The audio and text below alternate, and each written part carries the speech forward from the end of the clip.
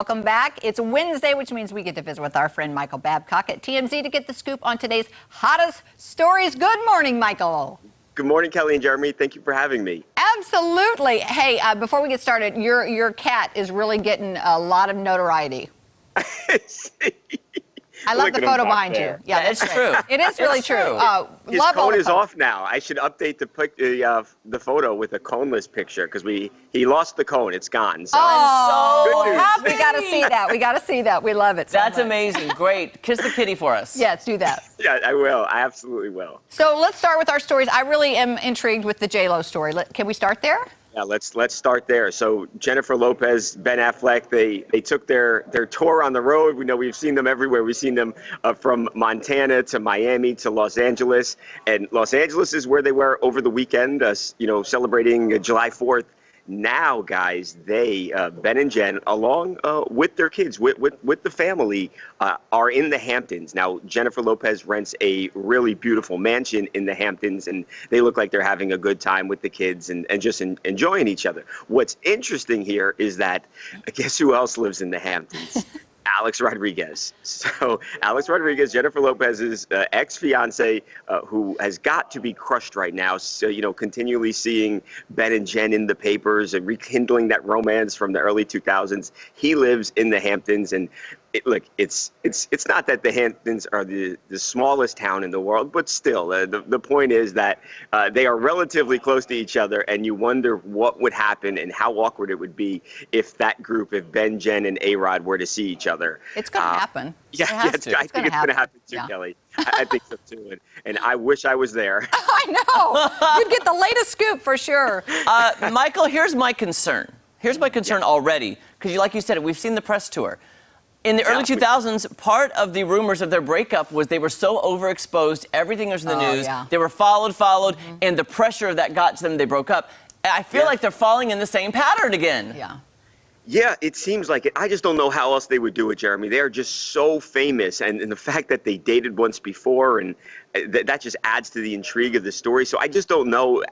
I don't know how they would avoid the attention, even if they wanted to. But I think it's pretty clear they don't mind the attention. They're not trying to hide that they're back together. That's all out in the open now. But yeah, I think you're right. It has to be a lot of pressure on a relationship to have everybody always looking at you, taking your picture, talking about your relationship. But it's got to be tough on these guys. I know who's going to feel bad for two rich, famous celebrities. Yeah, that's right. Right, you're preaching to the wrong people here.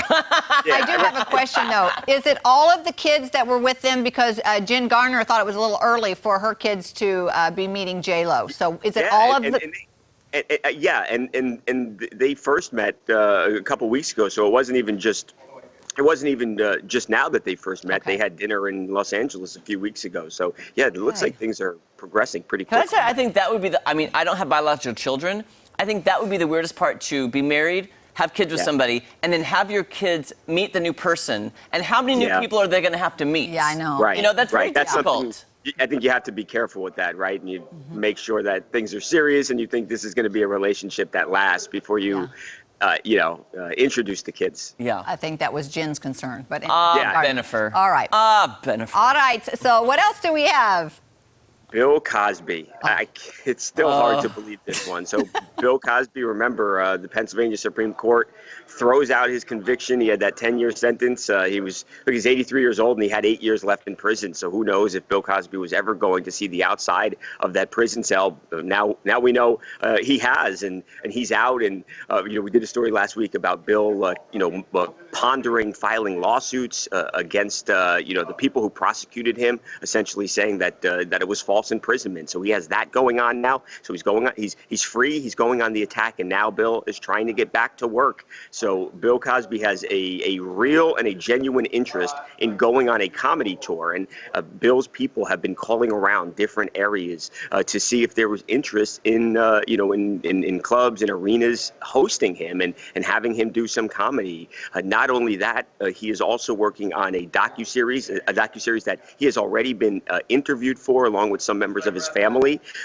So Bill Cosby is back, and he's clearly not going to be laying low. He's going to be out in front, and we'll see how much interest there is as far as these comedy shows, and if people are actually willing to pay to see Bill Cosby.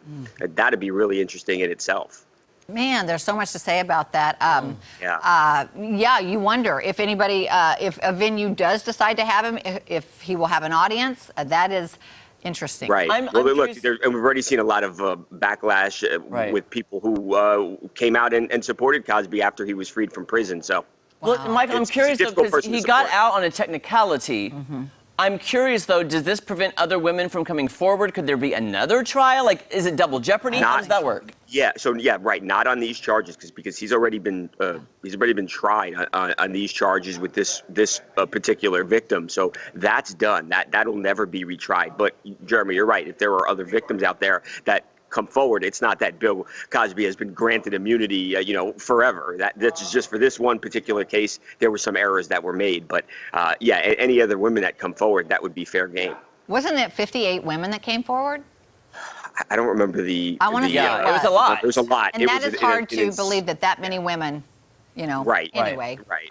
it's right. tough. I just can't imagine somebody going and saying, "Hey, I'm going to the Bill Cosby comedy show tonight." Like, I know. his image is so tarnished. I Yeah. just can't imagine people going. You would think. I hope that's the case, and we'll know, Jeremy, because if he doesn't do any of these shows, then we know there was no interest. Right. If he's out there doing like a 50-city tour, then there's our answer. And too. did you see, by the way, Felicia Rashad jumping the gun a little bit with her statement, and then she had to backtrack? What'd she say? Yes.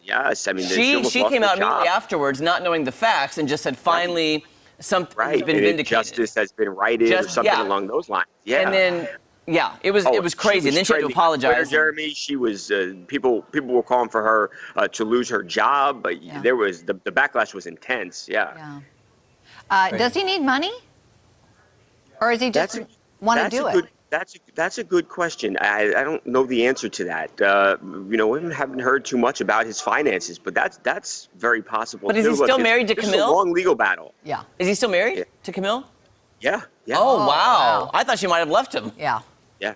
No, Wow. no, Okay. Interesting. All right, we have one more quick story Yeah. before we run out of time. Yeah, so real quick, Chris Brown's being sued by one of his former housekeepers. So there's this woman who filed a lawsuit under a Jane Doe name, and she says that Chris had this big shepherd, this Caucasian shepherd, and she was just doing her duties around the house, right, emptying trash in his really beautiful LA mansion, and she said that the dog just came up and attacked her, and really a bloody scene. She was injured. She's calling for help.